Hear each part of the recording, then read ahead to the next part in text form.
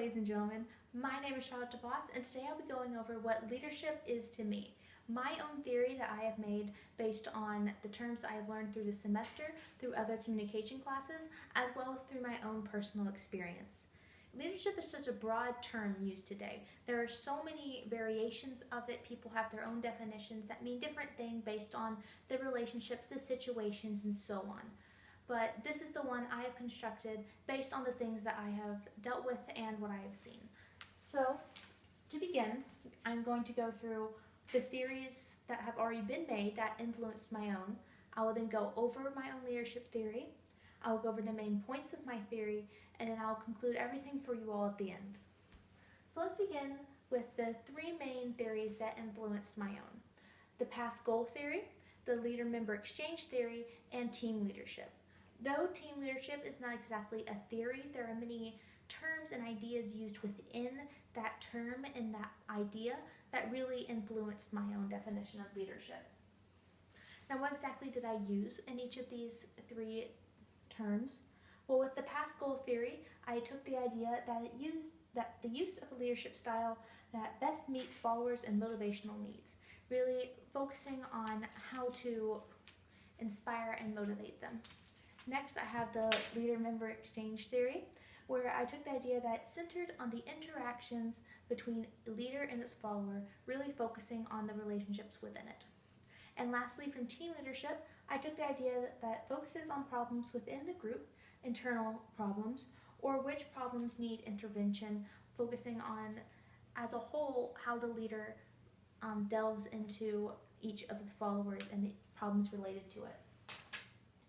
Based on all of this and through past experiences, I was able to create my own theory, which states that leadership is inspiring and motivating those who have common ideas to accomplish a goal while creating strong relationships and maintaining a clear direction. Now, it seems very wordy in this theory. That's why I'm going to break it down to the three main points in my theory, which are inspiring and motivating, creating strong relationships, and maintaining clear direction. And I'm going to go through and say why each of these ideas are important in leadership. Let's begin with inspiring and motivating. This is important because it involves how the leaders communicate. How are they getting across these ideas? How are they getting the followers to follow? Well, they use motivation, which is defined as to push you to accomplish a task or work through a difficult event, even when you would rather be doing anything else. And inspiration, which is defined as to pull you towards something that stirs your heart, mind, and spirit. And these two definitions come from Marissa Levin, who is the founder and CEO of Successful Culture. A quote that I think goes along with this is by Susan Ward, who has written for over 20 years about small businesses communications, is that the leader is the inspiration for and the director of the action, of the process to get to that end goal. An example of this idea, I think, really shows through Captain America.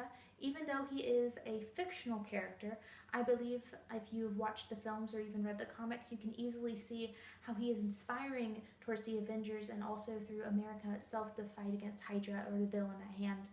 He is someone that always stands up. He is constantly giving motivation and inspiration to others by not by fighting alongside them, but also giving speeches as well to lift their spirits.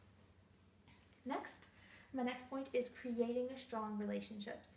I believe this is important because it shows why the followers listen. You motivate them, you inspire them, but why would they be motivated by you? It's because of those strong bonds you've made. It's because you ask questions. It's because you listen. You help them to develop mutual commitment to the job at hand by creating those relationships. You're showing that they're not just an asset or a piece just to get to the end goal, that they're actually people.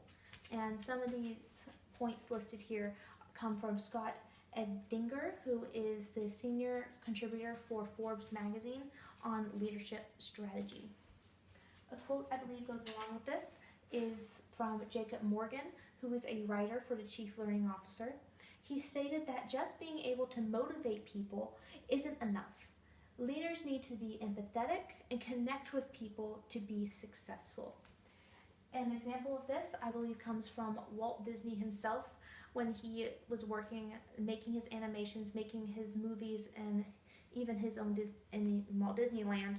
He was working alongside the people who worked under him. He was working with the animation on Pinocchio and Snow White and so on. He didn't let them do it on their own. He worked hand in hand to create those strong relationships to make the product even more impressive and inspiring. My last point is on maintaining a clear direction. Now this is important because it states why you are leading, where you are leading them to. You can motivate them, you can have strong bonds, but if there isn't a clear end to that path that you're leading them on, or even just you know which paths to choose to begin with, then you're not going to get anywhere, and that leadership will slowly fall apart because you cannot hold on to the direction at hand. You need to know where they're leading to. You need to share the vision with others to give them examples of what vision casting looks like to them. Now, some of these points do come from smallbusiness.com in the article which states 7 keys to setting an example to be a good leader. A quote that goes along with this comes from Cameron Harold, who is a top business consultant and speaker on communications. He stated that when you're clear on your direction, then you're able to say yes to the right opportunities and no to the wrong opportunities. An example I believe that goes along with this is, of course, Martin Luther King Jr. He had a clear role in history. He had a clear direction on where he wanted America to go, and he communicated it well enough that his followers were able to work with him to accomplish that goal. Overall, even with the points I've listed today, I think those are very clear main points that leadership should have.